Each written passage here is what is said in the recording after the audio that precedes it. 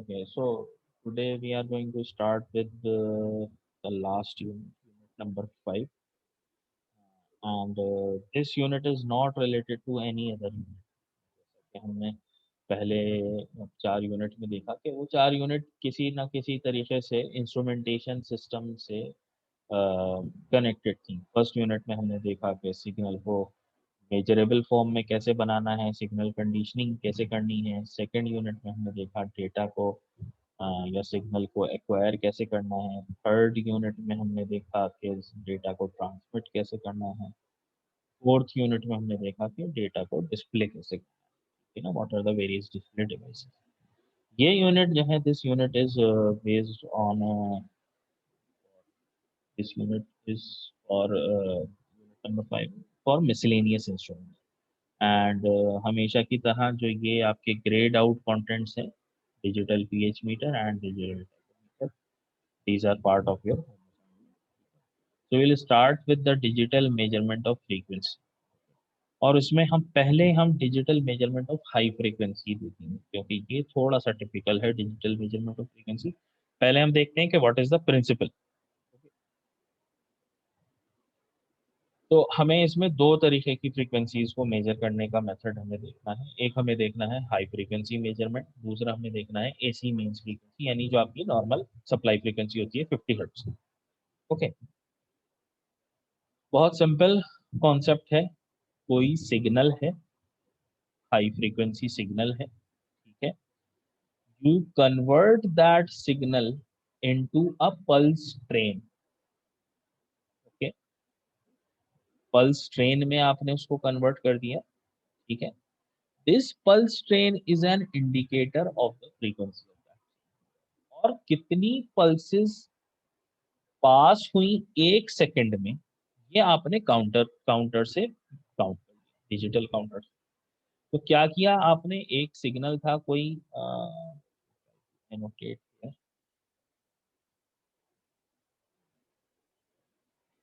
कोई सिग्नल है जैसे साइन वेव है, इस तरीके से। And then you try to annotate, sorry, convert this into a pulse. जितनी फ्रीक्वेंसी है उस हिसाब से पल्सेस आ गई। और दूसरे, ये क्या है, ये एंड गेट है, एंड गेट। और ये आपने एक स्क्वायर वेव या स्क्वायर पल्स आपने जो है, जिसकी ड्यूरेशन 1 सेकेंड थी, वो दूसरे टर्मिनल पे दे दी एंड गेट के। यहाँ पे आपको आउटपुट क्या मिल गया, नंबर ऑफ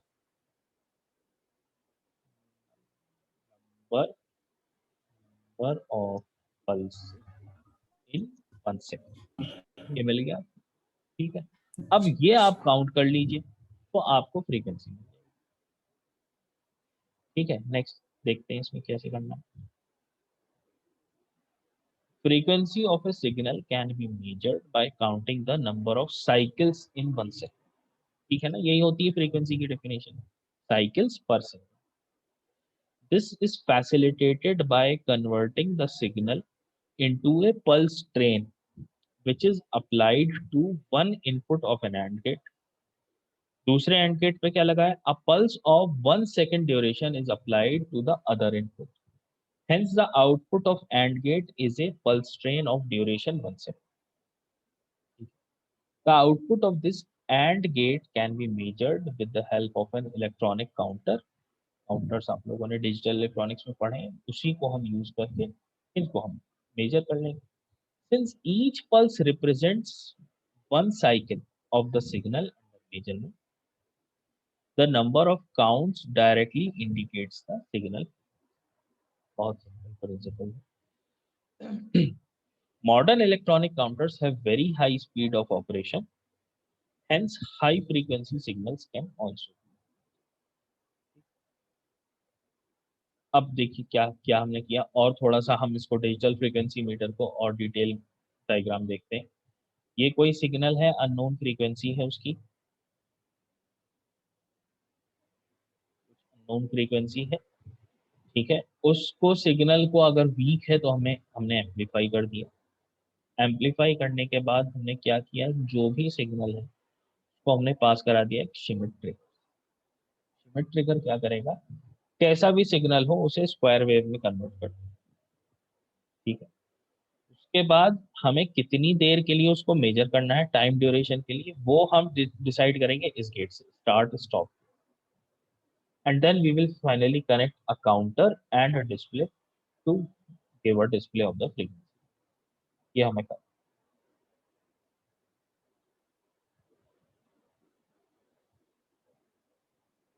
नेक्स्ट आते हैं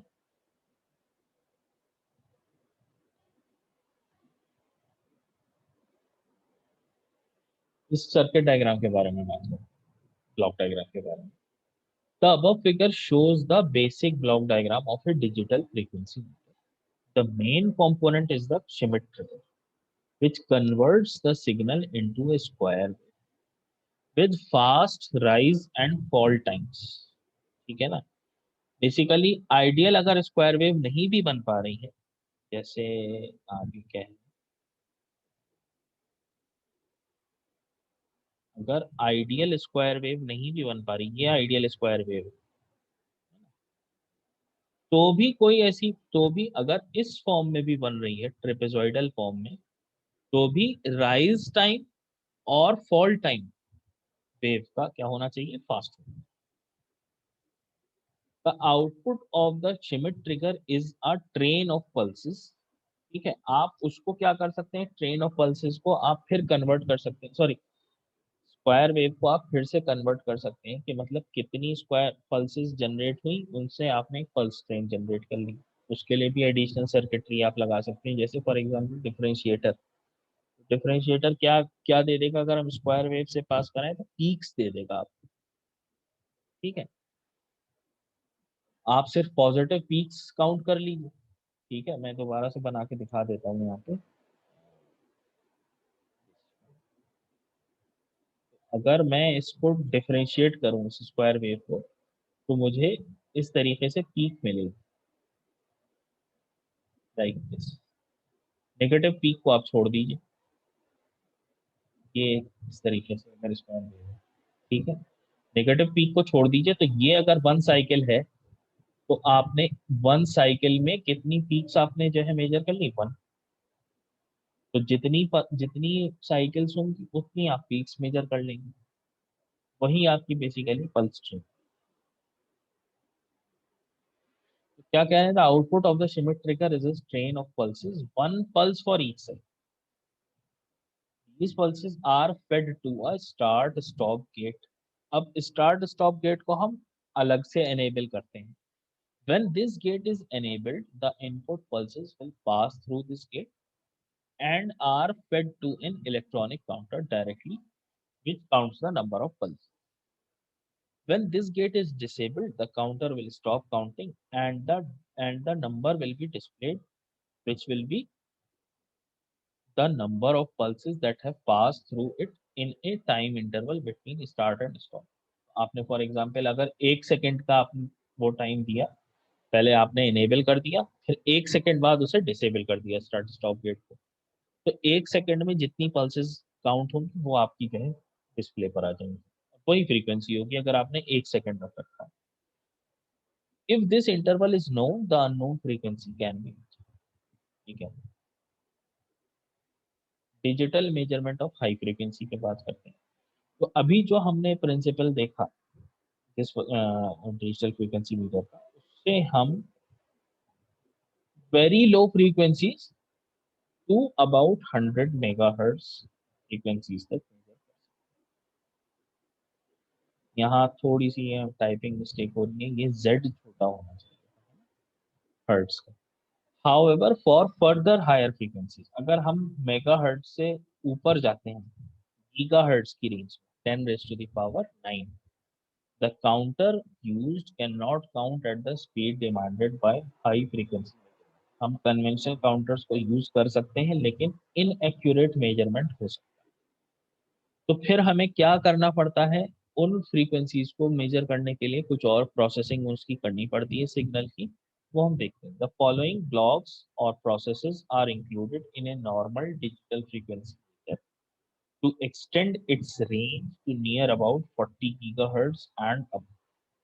Okay, देखिए, number one, pre scaling, number 2 heterodyne converter, number 3 transfer oscillator and number 4 automatic.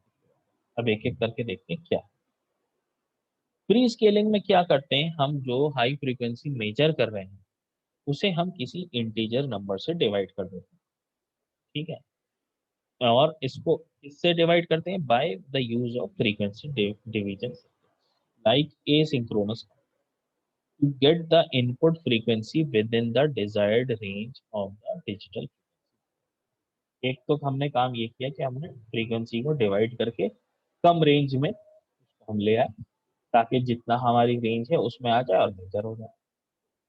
Next हम क्या कर सकते हैं, हेटेरोडाइन कन्वर्टर में क्या होता है, it is a device that generates new frequencies by mixing two known frequencies. The high frequency signal is reduced in frequency to a range within that of the meter by using heterodyne technique।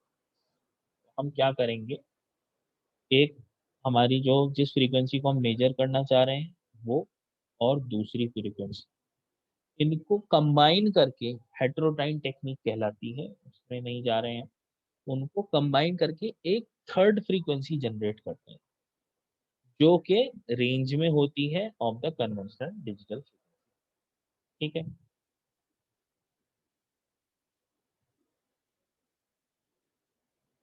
Third है transfer oscillator, a harmonic or tunable low frequency oscillator is mixed to produce zero frequency with the unknown high frequency। The low frequency oscillator frequency is measured and then multiplied by an integer which is equal to the ratio of the two frequencies in order to determine the value of the unknown frequency। ये समझने की कोशिश हम करेंगे कि एक frequency हमारी known है, मान लीजिए एक ये अननोन है, एफएक्स हमने कह दिया, और एक हमारी फ्रीक्वेंसी नोन, ठीक है। इसको हमने कुछ इस तरीके से कंबाइन किया, इस तरीके से हमने कंबाइन किया कि हमें जीरो फ्रीक्वेंसी, और उसके बाद हमने जो एलएफ, ये ऑसिलेटर की फ्रीक्वेंसी थी, ऑसिलेटर की फ्रीक्वेंसी थी उसको मेजर कर लिया हम, एफ ऑसिलेटर, एफ ऑसिलेटर, ये जो फ्रीक्वेंसी होगी ये होगी इस फॉर्म में, एफ वाई अपॉन।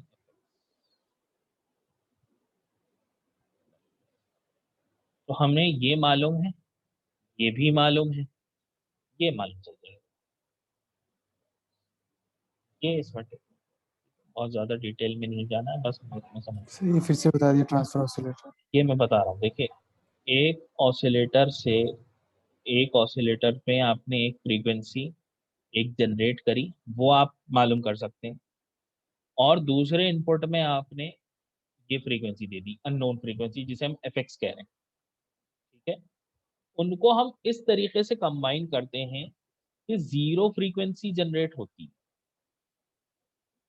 ये कॉम्बिनेशन कैसे हो सकता है, इसलिए मैंने यहाँ पे कोई सिंबल नहीं बनाया, ऐड कर रहे हैं या सब्ट्रैक्ट कर रहे हैं किसी तरीके से, इसलिए मैंने स्टार का सिंबल बनाया कि हम कुछ कुछ ऐसा कॉम्बिनेशन हम कर रहे हैं कि हमें जीरो फ्रीक्वेंसी मिले।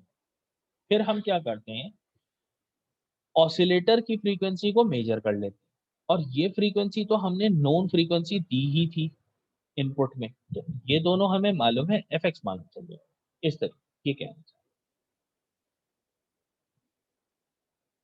लास्ट है आपका ऑटोमेटिक डिवाइडर। ऑटोमेटिक डिवाइडर क्या करता है, ये भी आपको जो है बेसिकली फ्रीक्वेंसी को डिवाइड कर देगा और स्केल डाउन कर देगा bye a suitable factor, 100 hertz और 1000 हर्ट्ज, इस तरीके से।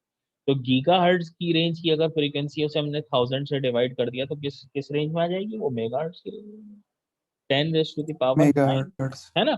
10⁻⁹ divided by 10⁻³ is divided equal by two 10⁻⁶, 3, ठीक है ना, 10 पावर 6। है ना। 10⁻⁶ हो गया, यानी मेगाहर्ट्ज की रेंज में आ जाएगी। तो इनको हम इसमें यूज क्या करते हैं, we use automatically tuned circuit which can generate an output frequency that is equal to 1/100 or 1/1000 of the। आज की क्लास में हमें बस इतना ही देखना था कि बेसिक प्रिंसिपल क्या है डिजिटल फ्रीक्वेंसी मीटर का। Very simple, you just have to generate a pulse train and then you have to measure the number of pulses in one second, ठीक है। और अगर आपको वो 1 सेकेंड ड्यूरेशन नहीं भी है, जो भी ड्यूरेशन है आप उससे डिवाइड कर सकते हैं, ठीक है ना। If you have counted say n number of pulses in time t, then n divided by t will give you frequency, ठीक है ना सर, ठीक है। एंड इफ t इज 1 तो डायरेक्टली आपको जो n है वही आपका फ्रीक्वेंसी हो जाएगी, ठीक है। फिर हमने देखा कि अगर हमें Yes. हाई फ्रीक्वेंसी को मेजर करना है तो हमें कैसे करना है, ये 4 मेथड्स हैं, ठीक है। बहुत डिटेल में हमें नहीं जाना, बस हमें मालूम होना चाहिए। दो तो एक ही तरीके के, फ्री स्केलिंग या ऑटोमेटिक डिवीजन, दोनों एक ही तरीके के मेथड्स हैं। और बाकी एक हमने देख लिया हेट्रोडाइन और एक हमने देख लिया ट्रांसफॉर्म।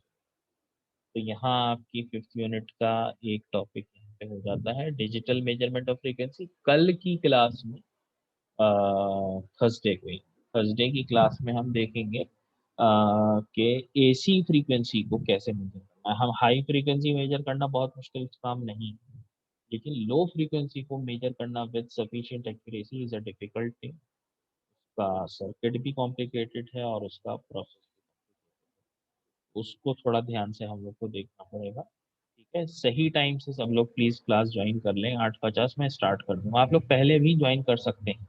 अगर मैंने स्टार्ट नहीं भी करी है तो you can join Yes. 5 minutes earlier, okay. और मैं 8:50 पे मीटिंग स्टार्ट कर दूंगा, Yes. ठीक है ना, क्योंकि 40 मिनट की ये वो होती है ना लिमिट है Sir. जूम में, तो इस वजह से थोड़ी सी दिक्कत रहती Yes, sir. है। Limit.